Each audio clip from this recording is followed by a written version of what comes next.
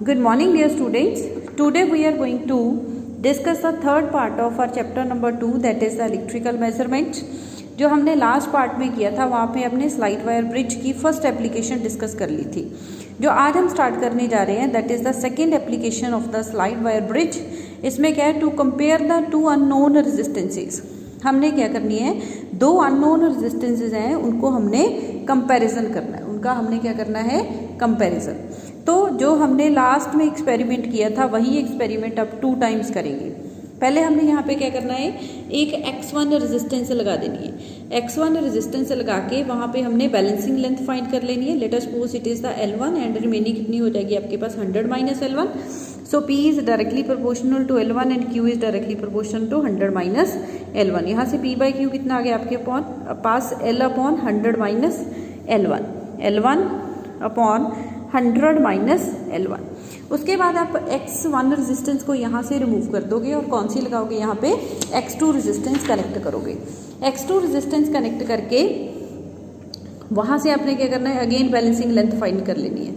Balancing length find करके आपने P by Q ratio find कर लेनी है। P by Q ratio find करके दोनों फार्मूलोज में फर्स्ट में आप R1 कैलकुलेट करोगे, P by Q is equal to R by R1 apply करके, एंड सेकेंड केस में आप अप्लाई करोगे P by Q is equal to R upon R2 करके। ठीक है जी, तो यहाँ से R के साथ R कैंसिल हो जाएगा। रेशो लोगे R1 बाई R2, जिसको मैं पहले x1 x2 बोल रही थी, यहाँ इस बुक में R1 R2 बोला हुआ है। तो यहाँ से आ जाएगा x1 by x2 that is L2 by L1 100 minus L1 upon 100 minus L2। यहाँ पे L1 L2 क्या है, ये आपके पास है balancing length for the both resistances. Next है आपके पास to measure the unknown temperature. अब हमने क्या करना है, अननोन टेम्परेचर को मेजर करना है by using the meter bridge. तो यहाँ से हम स्टार्ट करने with the formula R is equal to R0 1 plus alpha theta. ये फॉर्मूला ऑलरेडी हमने फर्स्ट चैप्टर में किया हुआ है। तो यहाँ से आपके पास आ गया R minus R0 is equal to R0 alpha theta. R क्या है, resistance at any temperature. R0 is the resistance at 0 degree Celsius and theta is the temperature that you have to calculate. Alpha क्या होता है आपके पास, temperature coefficient of the resistance. अब आपने क्या करना है, रेजिस्टर जो आपको दिया हुआ है उसको एक बॉइलिंग वाटर में रख दो। उसका टेम्परेचर कितना होना चाहिए, 100 डिग्री सेल्सियस।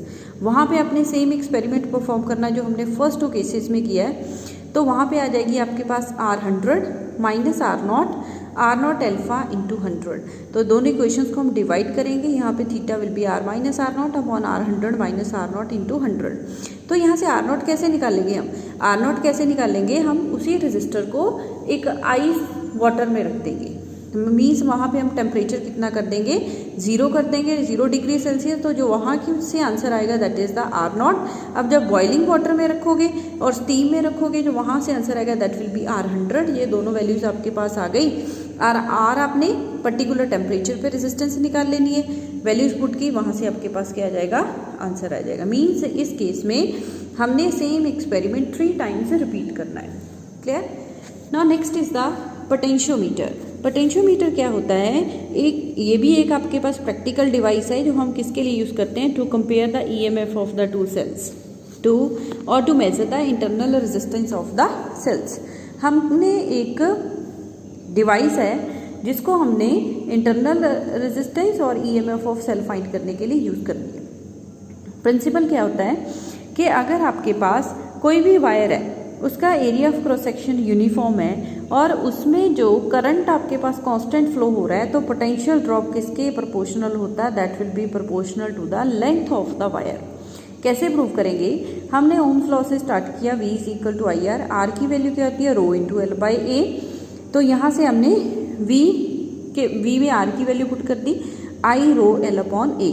अब मैंने क्या बोला था, रो तो कांस्टेंट ही होता है, मैंने बोला कि I कांस्टेंट होना चाहिए और A कांस्टेंट होना चाहिए। तो यहाँ से क्या आ जाएगा आपके पास, V is equal to constant into L और V is proportional to L। Means potential drop across the any length is directly proportional to the length of the wire. Next है आपके पास पोटेंशियोमीटर है क्या, पोटेंशियोमीटर में क्या आपके पास again wooden board है। Wooden board के ऊपर आपने 4 मीटर की वायर कनेक्ट की हुई है बिटवीन द कॉपर स्ट्रिप्स। यहाँ पे एक स्केल लगा होता है और ये 2 टर्मिनल्स हैं ए एंड बी। इसमें हम अपनी नीड के अकॉर्डिंग यहाँ पे हम कंपोनेंट्स कनेक्ट कर लेते हैं। तो फर्स्ट एप्लीकेशन हम डिस्कस करें that is the application of potentiometer to compare the EMF of the cell. EMF compare करने के लिए हमारे पास कनेक्शंस क्या है, ए पॉइंट और यहाँ पे बी पॉइंट के बीच में हमने एक एमीटर कनेक्ट किया, एक हमने बैटरी लगाई है और यहाँ पे एक रियोस्टेट है। इसको हम बोलते हैं एक्सिलरी बैटरी, जिसको हमने क्या करना है, यहाँ पे एक्सिलरी बैटरी की हमने, एक्सिलरी बैटरी क्या है, जो आपके सर्किट को चला रही है। नेक्स्ट इज द, यहाँ पे एक सेल लगाया हमने ए और जी क्या है यहाँ पे गैल्वेनोमीटर, एंड गैल्वेनोमीटर का नेक्स्ट एंड किसके साथ कनेक्ट किया हुआ है, जॉकी के साथ। इन दोनों के बीच में हमने एक सेल कनेक्ट किया है जिसकी हमने ईएमएफ फाइंड करनी है। तो हमने क्या करना है, यहाँ पे हम क्या करेंगे, वी विल फर्स्टली हमने यहाँ से पोटेंशियल ग्रेडियंट फाइंड करना है। Potential gradient means DV by D L. तो हम यहाँ पे जॉकी को मूव करेंगे, वो पॉइंट निकालेंगे। यहाँ पे गैल्वेनोमीटर डिफ्लेक्शन क्या देगा, आपके पास 0 देगा। 0 डिफ्लेक्शन दे रहा है यहाँ पे, that will be L and V is directly proportional to L.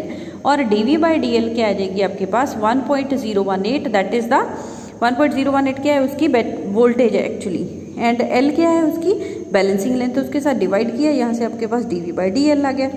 ये क्या, पोटेंशियल ग्रेडियंट और the potential per unit length निकाल लिया। उसके बाद हमने क्या करना है, now the standard cell is replaced by the unknown cell. पहले ही हमने जो ऑपरेटर्स की वर्क किया था वो नोन सेल के साथ किया था, जिसकी हमें ईएमएफ पता थी। अब हम वो सेल कनेक्ट करेंगे जिसकी ईएमएफ हमको कैलकुलेट करनी है। तो वहाँ पे सेल कनेक्ट किया हमने, अगेन बैलेंसिंग लेंथ निकाली, जो यहाँ पे वैल्यू आई थी उसको एल के साथ मल्टीप्लाई करेंगे, and from here we will calculate the EMF of the given cell. Next application is the to compare the EMF of the two cells. हमने क्या करना है, जो लास्ट में हमारे पास एक सेल था वहाँ पे हमने 2 सेल कनेक्ट किए, E1 एंड E2। दोनों केसेस में हमने क्या करना है, यहाँ पे बैलेंसिंग लेंथ निकालनी है। E1 L1 दे रहा है एंड E2 कितनी दे रहा है आपके पास, L2 दे रहा है। दोनों को डिवाइड करोगे E1 by E2, that will be equal to L1 by L2। Means अगर हम बैलेंसिंग लेंथ को डिवाइड कर देंगे तो वहाँ से हमारे पास रेशो ऑफ द ईएमएफ आ जाएगी। नेक्स्ट एप्लीकेशन है आपके पास to measure the internal resistance of the cell. अब हमने जो सेल है उसकी इंटरनल रेजिस्टेंस मेजर करनी है। तो internal resistance of cell measure करने के लिए यहाँ पे हमने ये सेल लगाया है। सेल के अक्रॉस हमने एक shunt resistance means low resistance in parallel connect किया है। यहाँ से एक गैल्वेनोमीटर है, गैल्वेनोमीटर के साथ एक रेजिस्टेंस बॉक्स है, and then we have the jockey. Again firstly क्या आपने क्या करना है, पहले ये की 2 को ओपन रखना है एंड आपने बैलेंसिंग लेंथ फाइंड कर लेनी है। E is directly proportional to X L1 I। उसके बाद क्या करना है, की को क्लोज कर देना, अगेन बैलेंसिंग लेंथ फाइंड करनी है। अब हमने पढ़ा ईएमएफ क्या होता है, potential difference across the ends of the cell in an open circuit, and we क्या आपके पास टर्मिनल पोटेंशियल डिफरेंस। तो यहाँ से वी क्या होगा, जब करंट में सेल में से करंट ड्रॉ हो रहा है तो यहाँ पे अगर हम की 2 को कनेक्ट कर देंगे तो इस सेल में से करंट फ्लो होना स्टार्ट हो जाएगा। तो ये आपके पास आ जाएगा V is directly proportional to, और V is equal to X L2 I। E upon V निकाला हमने यहाँ से L1 by L2। Internal resistance का हमारे पास फॉर्मूला है R is equal to E upon V minus 1 into S. तो यहाँ से आपके पास R की वैल्यू कितनी आएगी, L1 by L2 minus 1 into S. So in this way अगर आपके पास L1 L2 दोनों पता है आपको, वैल्यूज पुट करो, एस के आपके पास यहाँ से शंट रेजिस्टेंस आएगी एस में से।